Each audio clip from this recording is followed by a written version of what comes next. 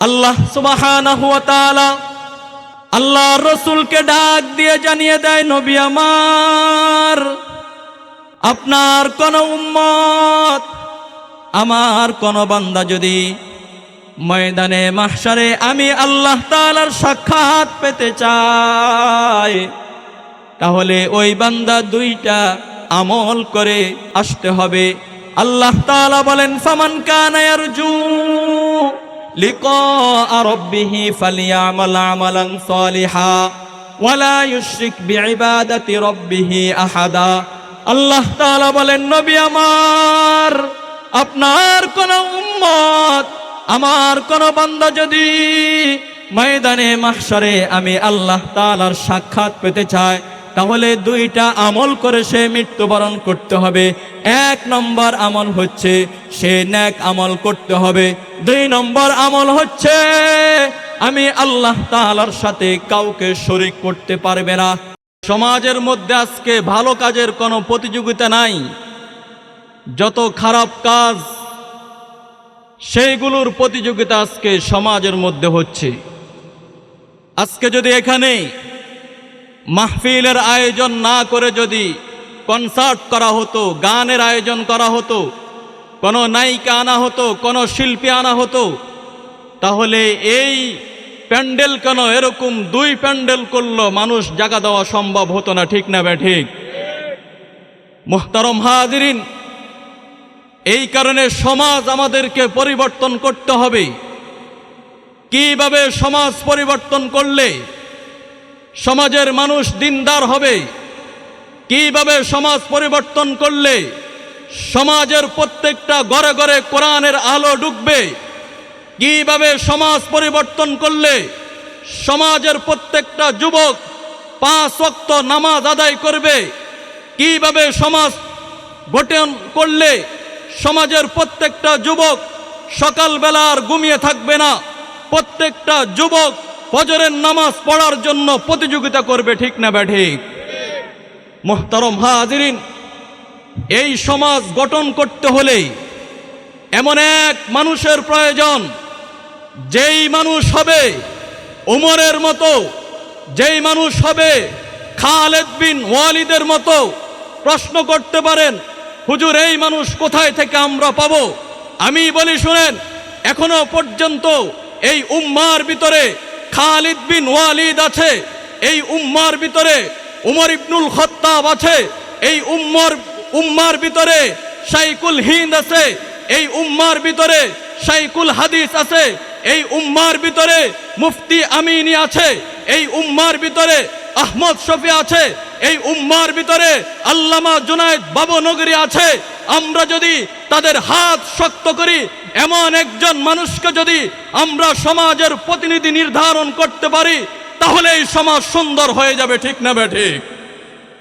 মুহতারম হাজিরিন, এই কারণে আমাদের দরকার হলো এমন এক প্রতিনিধি নিযুক্ত করা, যেই প্রতিনিধি তাকওয়াবান হবে, যেই প্রতিনিধি চুরি করবে না, টেন্ডারবাজি করবে না, যেই প্রতিনিধির ভিতরে উমরের মতো তাকওয়া থাকবে, যেই প্রতিনিধির ভিতরে আবু বকরের মতো তাকওয়া থাকবে, এমন একজন প্রতিনিধি যদি আমরা নিযুক্ত করতে পারি, তাহলে সমাজ সুন্দর হবে, আমাদের রাষ্ট্র সুন্দর হবে, এই রাষ্ট্র থেকে দুর্নীতি চিরতরে দূর হয়ে যাবে, ঠিক না ঠিক? মুহতারম হাজিরিন, এই কারণে আমাদেরকে সমাজ পরিবর্তন করতে হবে। আল্লাহ সুবহানাহু ওয়া তাআলা আমাদেরকে সৃষ্টি করার পর আমাদেরকে তাকওয়া অর্জন করার কথা বলেছেন।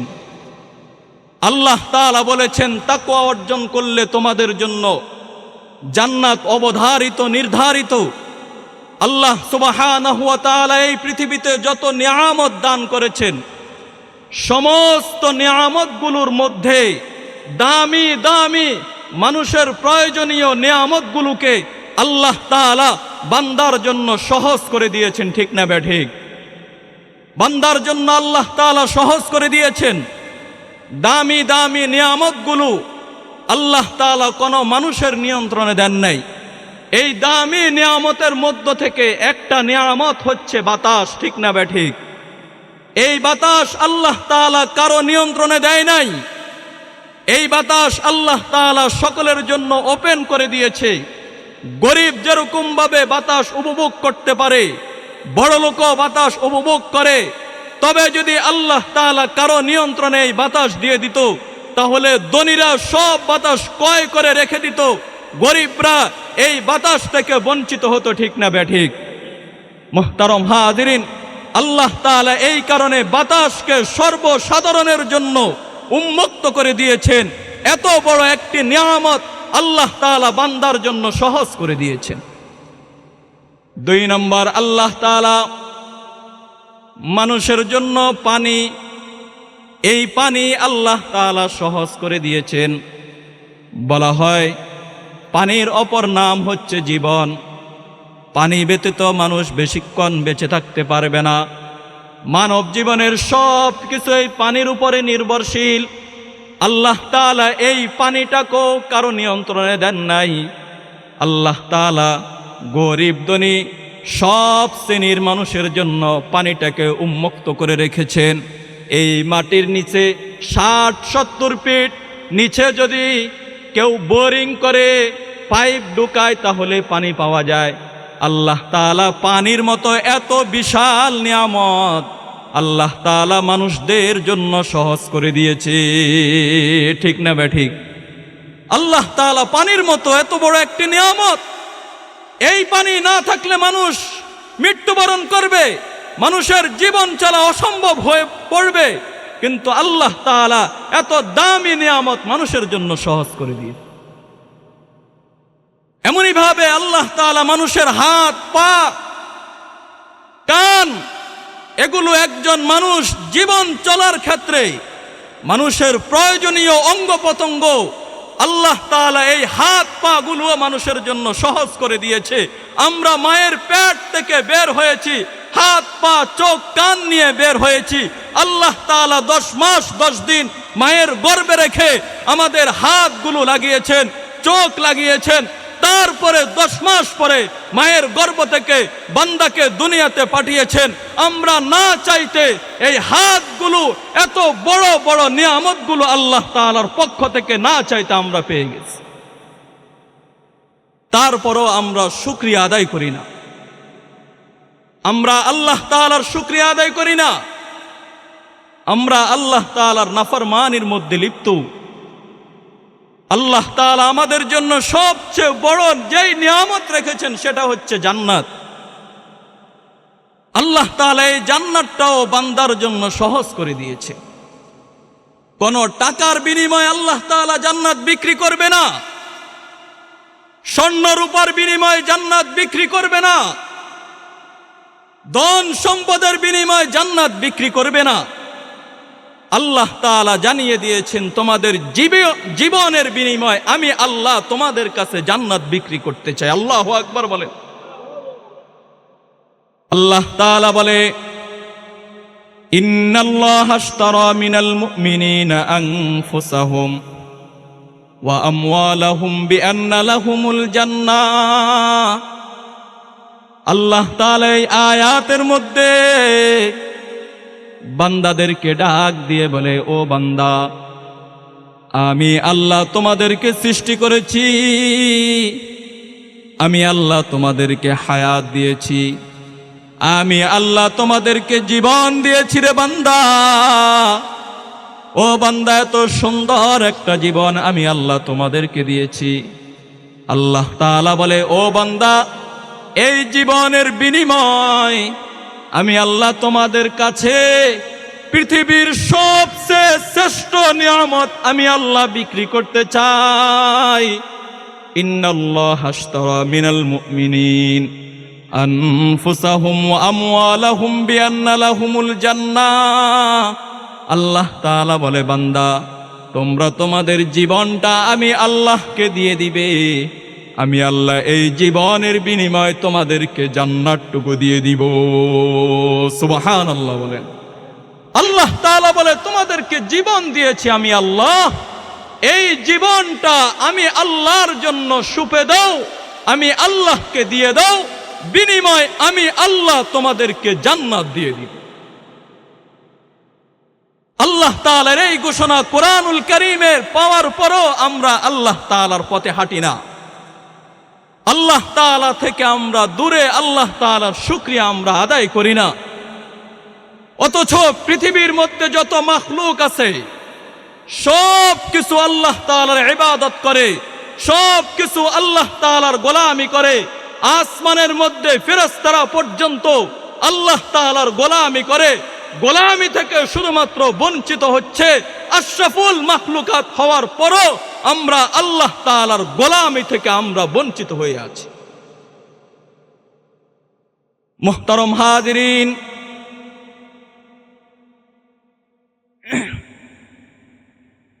জমিনের মধ্যে মানুষ আল্লাহ তাআলার ইবাদত করে, আল্লাহ তাআলার জিকির করে,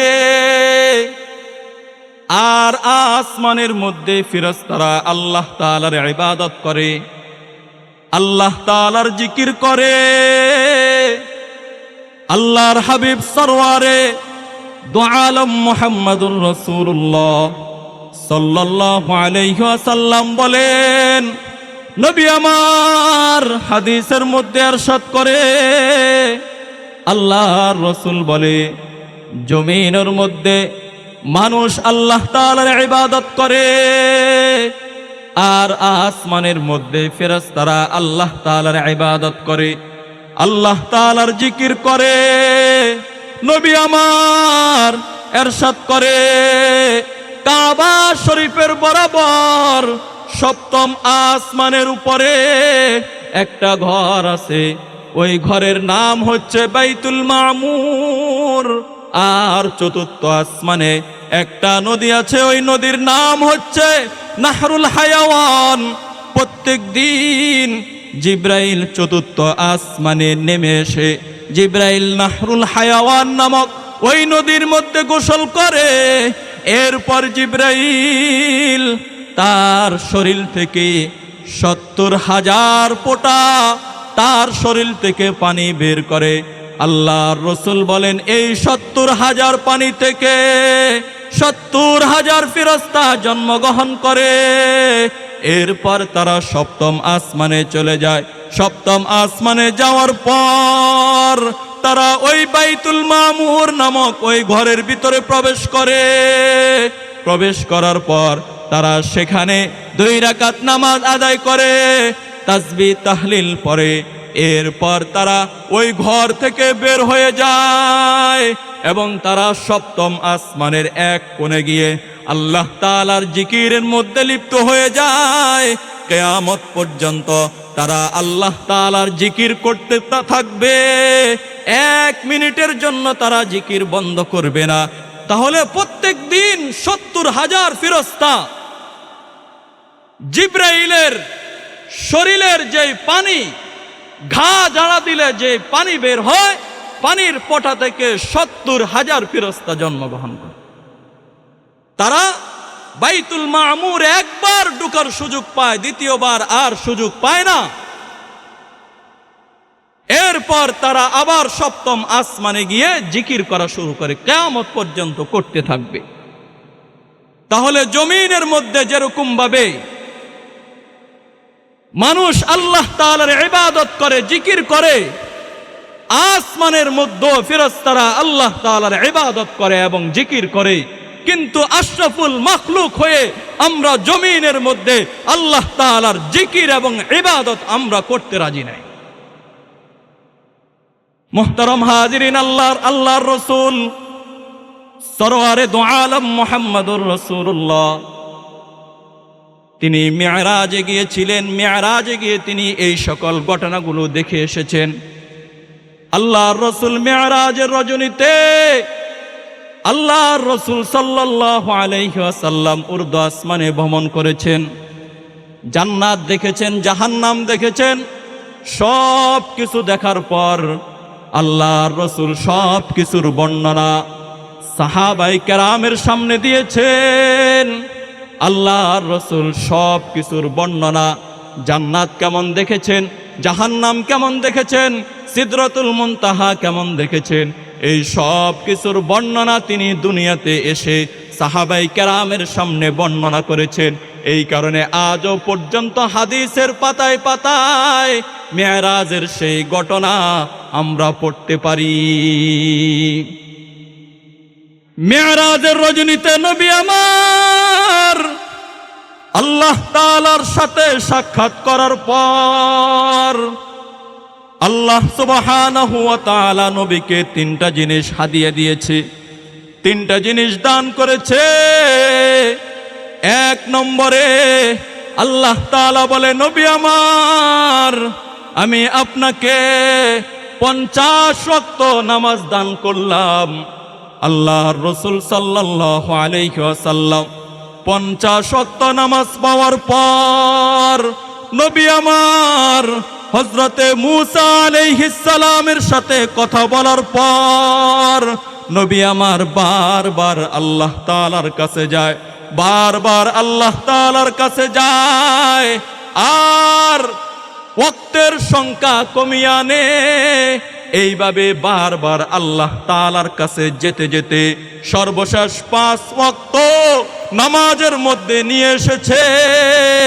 আল্লাহ তাআলা আল্লাহর রাসূলকে ডাক দিয়ে বলে, নবী গো আমি আপনাকে 5 ওয়াক্ত নামাজ দান করলাম। নবী আমার আপনার যেই উম্মত প্রত্যেক দিন 5 ওয়াক্ত নামাজ আদায় করবে, নবী গো আমি আল্লাহ ওই উম্মতকে 50 ওয়াক্ত নামাজ আদায় করার সওয়াব দান করব। সুবহানাল্লাহ বলেন। 5 ওয়াক্ত দৈনিক যেই 5 ওয়াক্ত নামাজ আদায় করবে, আল্লাহ তাআলা বলে 50 ওয়াক্ত নামাজ আদায় করলে যেই সওয়াব, সেই সওয়াবটুকু আমি বান্দার আমলনামার মধ্যে দিয়ে দিই। অথচ আমরা এই নামাজ থেকে সবচেয়ে বেশি গাফিল। অথচ সর্বপ্রথম নামাজের হিসাব আল্লাহ তাআলা নিবে। আল্লাহ তাআলা সর্বপ্রথম বান্দার কাছ থেকে নামাজের হিসাব নিবে। নামাজের হিসাব যে দিতে পারবে তার আর চিন্তা নাই, সে সব কিছুর হিসাব আস্তে আস্তে দিয়ে সোজা আল্লাহর জান্নাতের ভিতরে সে প্রবেশ করবে। মুহতারম হাজিরিন, 2 নম্বরে আল্লাহ তাআলা বলে, নবী আমার আমি আপনাকে 2 নম্বরে সূরাতুল বাকারার শেষ 2 আয়াত দান করলাম। আল্লাহর রাসূল বলে, আমার কোন উম্মত যদি রাতের বেলা ঘুমানোর আগে সূরাতুল বাকারার শেষ 2 আয়াত তেলাওয়াত করে, তাহলে সারা রাত দাঁড়িয়ে দাঁড়িয়ে তাহাজ্জুদ নামাজ আদায় করলে যে সওয়াব, আল্লাহ তাআলা ওই উম্মতের আমলনামার মধ্যে ওই সওয়াব দান করবে। সুবহানাল্লাহ। নবী আমার অন্য হাদিসের মধ্যে ইরশাদ করে, যেই ব্যক্তি সূরাতুল বাকারার শেষ 2 আয়াত ঘুমানোর আগে তেলাওয়াত করবে, সে সারা রাত আল্লাহ তাআলার জিম্মায় থাকবে। এক সাহাবী এসে আল্লাহর রাসূলকে জিজ্ঞাসা করে, নবী আমার আপনার কাছে আল্লাহ তাআলার কাছে সবচেয়ে কোন আয়াত প্রিয়, কোরআনের মধ্যে সবচেয়ে দামি কোন আয়াত? নবী আমার ইরশাদ করে, সাহাবী রে, কোরআনুল কারীমের মধ্যে সবচেয়ে দামি আয়াত হচ্ছে আয়াতুল কুরসি। এরপর ওই সাহাবী জিজ্ঞাসা করে, নবী আমার এরপরে আপনার কাছে সবচেয়ে দামি কোন আয়াত? আল্লাহর রাসূল বলে, আমার কাছে সবচেয়ে দামি আয়াত হচ্ছে সূরাতুল বাকারার শেষ 2 আয়াত। ওই সাহাবী জিজ্ঞাসা করে, নবী আমার আপনার কাছে সবচেয়ে দামি সূরা কোনটি? আল্লাহর রাসূল বলেন, সবচেয়ে দামি সূরা হচ্ছে সূরাতুল ইখলাস। আল্লাহর রাসূল সাল্লাল্লাহু আলাইহি ওয়াসাল্লাম বলে, আমার কোন উম্মত যদি প্রত্যেক দিন 10 বার সূরা ইখলাস তেলাওয়াত করে তাহলে বানাল্লাহু লাহু বাইতান ফিল জান্নাহ, আল্লাহ তাআলা জান্নাতের মধ্যে তার জন্য একটা ঘর বানিয়ে দিবে। সুবহানাল্লাহ। নবী আমার, আর যদি কোন উম্মত 20 বার সূরাতুল ইখলাস তেলাওয়াত করে, নবী আমার ইরশাদ করে ওই উম্মতের জন্য আল্লাহ তাআলা জান্নাতের মধ্যে 2টা ঘর বানিয়ে দিবে। আর যদি কোন উম্মত প্রত্যেক দিন 30 বার সূরাতুল ইখলাস তেলাওয়াত করে তাহলে আল্লাহ তাআলা ওই উম্মতের জন্য জান্নাতের ভিতরে 3টা ঘর বানিয়ে দিবে। আল্লাহর রাসূল বলে, আমার কোন উম্মত যদি দৈনিক 50 বার সূরাতুল ইখলাস তেলাওয়াত করে তাহলে আল্লাহ তাআলা তার 50 বছরের গুনাহ মাফ করে দেয়। সুবহানাল্লাহ। কেউ যদি 50 বার তেলাওয়াত করে, প্রত্যেক দিন সূরাতুল ইখলাস, ছোট একটি সূরা, এই সূরা যদি কোন বান্দা যদি 50 বার তেলাওয়াত করে তাহলে 50 বছরের সগীরা গুনাহ আল্লাহ তাআলা মাফ করে দিবে। আল্লাহু আকবার বলে। মুহতারাম হাজিরিন, মিরাজের রজনীতে 3 নম্বরে আল্লাহ তাআলা আল্লাহর রাসূলকে দান করেছে। আল্লাহ তাআলা আল্লাহর রাসূলকে ডাক দিয়ে বলে, নবী আমার, আপনার কোন উম্মত যদি শিরিক ব্যতীত মারাত্মক কোন গুনাহ করে ফেলে তাহলে ওই বান্দা যদি আমি আল্লাহ তাআলার কাছে ক্ষমা চায় তাহলে আমি আল্লাহ তাকে মাফ করে দিব। এই সংবাদ আমি আপনাকে জানিয়ে দিলাম। সুবহানাল্লাহ। কেউ যদি শিরিক ব্যতীত মারাত্মক কোন গুনাহ করে, আল্লাহ তাআলা আল্লাহর রাসূলকে মিরাজের রজনীতে জানিয়ে দিয়েছে, আমি আল্লাহ তাআলার কাছে ক্ষমা চাবে, আমি আল্লাহ সাথে সাথে ক্ষমা করে দিব। কিন্তু শিরিকের গুনাহ আল্লাহ তাআলা মাফ করবে না। আল্লাহ তাআলা বলে, আনা আহাদ, আমি এক, আনা ওয়াহিদ, আমি একক। আমি আল্লাহ তাআলা বান্দাকে রিজিক দেওয়ার ক্ষেত্রে এক, আমি আল্লাহ বান্দাকে সৃষ্টি করার ক্ষেত্রে এক, আমি আল্লাহ বান্দাকে ক্ষমা করার ক্ষেত্রে এক, আমি আল্লাহ সব দিক থেকে এক। সুতরাং আমি আল্লাহকে সন্তুষ্টি করার জন্য বান্দা একমাত্র ইবাদত করতে হবে। আমি আল্লাহ তাআলার সাথে কাউকে শরীক করতে পারবে না। শিরিক যুক্ত ইবাদত আমি আল্লাহ তাআলা গ্রহণ করব না। এই কারণে আল্লাহ তাআলা বলেছে, শিরিক মুক্ত ইবাদত আমি আল্লাহ তাআলা গ্রহণ করব। এই কারণে আল্লাহ তাআলাও জানিয়ে দিয়েছেন কোরআনের অন্য আয়াতে যে কোন বান্দা যদি ময়দানে মাহশারে আমি আল্লাহর সাক্ষাৎ পেতে চায় তাহলে ওই বান্দার 2টা শর্ত মেনে ওই বান্দা আমি আল্লাহ তাআলার কাছে আসতে হবে। আল্লাহ সুবহানাহু ওয়া তাআলা আল্লাহর রাসূলকে ডাক দিয়ে জানিয়ে দেয়, নবী আমার, আপনার কোন উম্মত, আমার কোন বান্দা যদি ময়দানে মাহশারে আমি আল্লাহ তাআলার সাক্ষাৎ পেতে চায় তাহলে ওই বান্দা 2টা আমল করে আসতে হবে। আল্লাহ তাআলা বলেন, ফামান কানা ইয়ারজু লিকা রাব্বিহি ফালইয়ামাল আমালান সালিহা ওয়ালা ইউশরিক বিইবাদাতি রাব্বিহি আহাদা। আল্লাহ তাআলা বলেন, নবী আমার, আপনার কোন উম্মত, আমার কোন বান্দা যদি ময়দানে মাহশারে আমি আল্লাহ তাআলার সাক্ষাৎ পেতে চায় তাহলে 2টা আমল করে সে মৃত্যুবরণ করতে হবে। 1 নম্বর আমল হচ্ছে সে নেক আমল করতে হবে। 2 নম্বর আমল হচ্ছে আমি আল্লাহ তাআলার সাথে কাউকে শরীক করতে পারবে না। আল্লাহ তাআলার সাথে কাউকে শরীক করে তাহলে সে আমি আল্লাহ তাআলার সাক্ষাৎ পাবে না। আল্লাহ তাআলা 2টা শর্ত জানিয়ে দিয়েছে। 2 শর্ত ছাড়া আল্লাহ তাআলার সাক্ষাৎ পাওয়া যাবে না। দুই শর্ত ছাড়া আল্লাহ তাআলার সাক্ষাৎ পাওয়া যাবে না। এক নম্বর শর্ত দিয়েছে নেক আমল, দুই নম্বর শর্ত দিয়েছে যে শিরিক, আল্লাহ তাআলার সাথে কাউকে শরীক করা যাবে না। দুনিয়া তো মানুষ মানুষের সাথে সাক্ষাৎ করতে গেলে শর্ত দেয়, ঠিক না ব্যাঠিক? বন্ধু বন্ধুর সাথে সাক্ষাৎ করে শর্ত দেয়, টাইম জানিয়ে দেয় অমুক টাইমে আসতে হবে। বন্ধু বান্ধবীর সাথে সাক্ষাৎ করতে যায়, শর্ত দেয়। প্রেমিক তার প্রেমিকার সাথে সাক্ষাৎ করতে গেলে শর্ত দেয়। আল্লাহ তাআলাও দুইটা শর্ত জানিয়ে দিয়েছে, দুই শর্ত মেনে কোনো বান্দা আসলে আল্লাহ তাআলার সাক্ষাৎ পাওয়া যাবে। যেমনই ভাবে দুনিয়ার ক্ষেত্র শর্ত ছাড়া কেউ কারো সাথে সাক্ষাৎ করতে চায় না।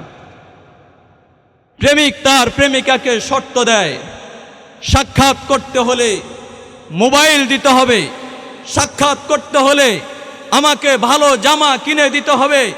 এই মোবাইলের কারণে আজকে দুনিয়ার অবস্থা বেহাল হয়ে গিয়েছে, ঠিক না ব্যাঠিক? এই মোবাইলের কারণে কত ভদ্রঘরের মেয়ে কত গাঞ্জুট্টির সাথে চলে যাচ্ছে। এই মোবাইলের কারণে কতজনের বউ আরেকজনের সাথে চলে যাচ্ছে। এই মোবাইলের কারণে কত প্রবাসীর বউ আরেকজনের সাথে বেগে যাচ্ছে।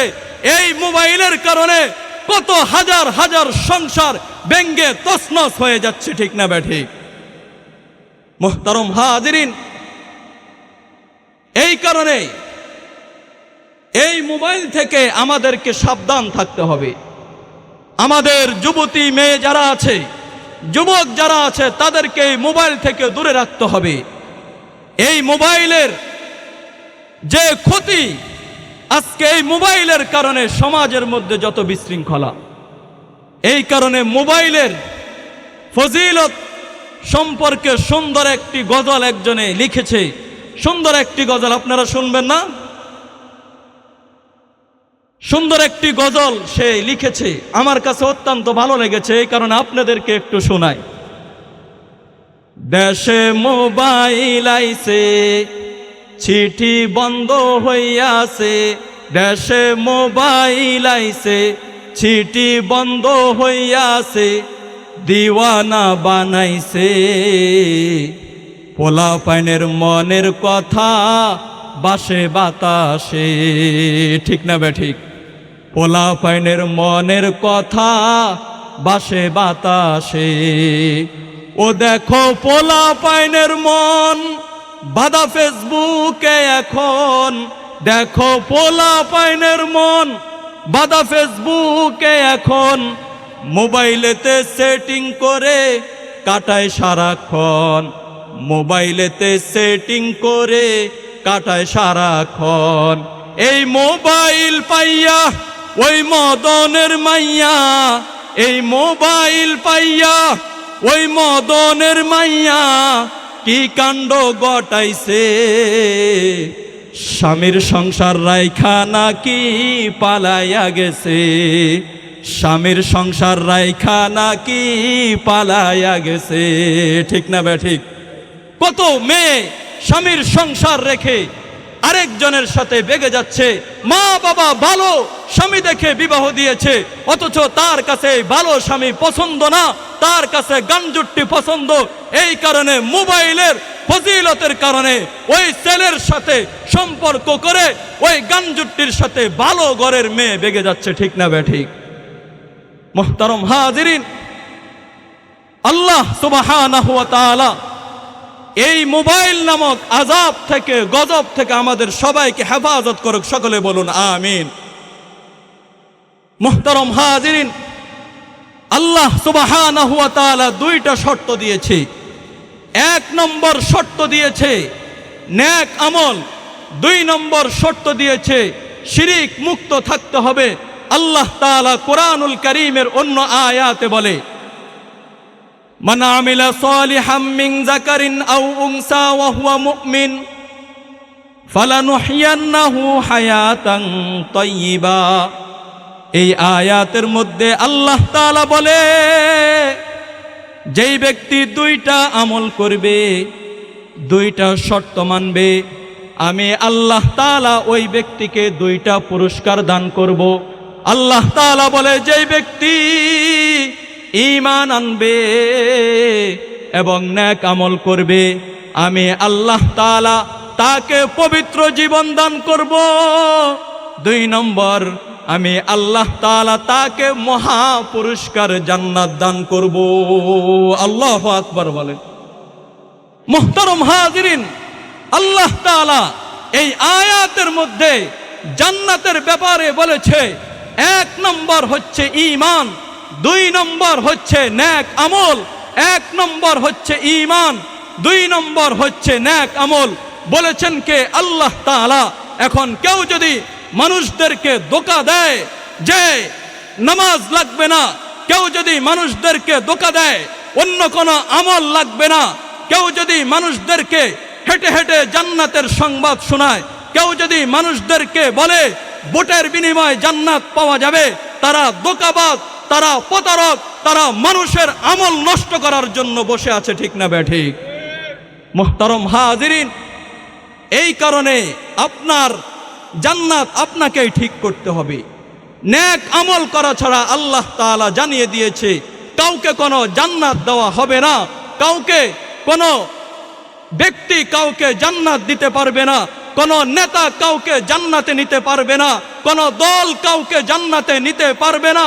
জান্নাতে যেতে হলে নেক আমল করতে হবে, জান্নাতে যেতে হলে ঈমান ঠিক রাখতে হবে, জান্নাতে যেতে হলে নবীর তরিকা মতে চলতে হবে, জান্নাতে যেতে হলে সাহাবীদেরকে ভালোবাসতে হবে, জান্নাতে যেতে হলে উলামায়ে কেরামের দেখানো পথে হাঁটতে হবে, জান্নাতে যেতে হলে আপনার জীবনটা আল্লাহর রাহে সঁপে দিতে হবে। এই ছাড়া এই সকল আমল ব্যতীত ভিন্ন কোনো আমল যদি কেউ উপস্থিত করে জান্নাতের কথা বলে, তাহলে সে প্রতারক, ধোঁকাবাজ। সে আপনাকে আমাকে জান্নাত থেকে দূরে রাখার জন্যই এই প্রতারণার পাত সে পেতে রেখেছে। ঠিক না বেঠিক? মুহতারাম হাজিরিন, এই কারণে জান্নাত আমাদের সবাইকে যেতে হবে, কিন্তু শর্ত হচ্ছে আল্লাহ তাআলা বলে দিয়েছেন 2টা আয়াতের মধ্যে। প্রথম আয়াতের মধ্যে বলেছেন ঈমান লাগবে এবং শিরিক যুক্ত আমল লাগবে, শিরিক মুক্ত আমল লাগবে। আল্লাহ তাআলা দ্বিতীয় আয়াতের মধ্যে বলে দিয়েছেন জান্নাতে যেতে হলে 2টা কাজ করতে হবে, একটা হচ্ছে ঈমান আর একটা হচ্ছে আমাল। এই ব্যতীত অন্য কোনো মাধ্যমে জান্নাতে যাওয়ার কোনো সুযোগ নাই। মুহতারাম হাজিরিন, আল্লাহ সুবহানাহু ওয়া তাআলা ময়দানে মাহশারে মানুষের আমল ওজন করার জন্য মিজানের পাল্লা স্থাপন করবে। আল্লাহ তাআলা বলে, ওয়ানাদউল মাওয়াজিনাল কিসত লিয়াউমিল কিয়ামা। আমি আল্লাহ ময়দানে মাহশারে